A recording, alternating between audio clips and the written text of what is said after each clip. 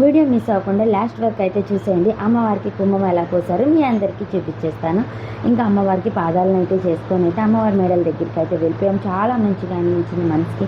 ఎంతోమంది భక్తులు అయితే అమ్మవారి పాదాల దగ్గర దర్శనం చేసుకొని అయితే వెళ్తున్నారు. చాలా సంతోషంగా అనిపించింది.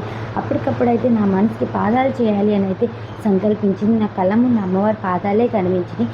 నాకు ఎలా అయితే అమ్మవారి పాదాలు కనిపించినాయి అలాగే వచ్చినాయండి. చాలా సంతోషంగా అనిపించింది. ఇంకా నా దగ్గర ఉన్న పట్టీలతో పారాణితో మాత్రమే అలంకరణ చేశాను. చాలా చక్కగా ఉన్నాయి పాదాలు. అమ్మవారి పాదాలను చూస్తుంటే నాకు అమ్మవారు అలా కదిలి నడిచేస్తున్నట్టుగా అయితే అనిపించింది. ఇంకా లైన్లో మేము కూడా అమ్మవారికి పాదాలు సారిని అయితే సమర్పించడానికైతే వెళ్ళిపోయామండి. చాలా మంచిగా అనిపించింది. చాలా చాలా హ్యాపీగా అనిపించింది. మీరు ఎంతమంది ఏలూరు గంగానమ్మ జాతరకి వెళ్ళారో నాకు కామెంట్ చేయండి.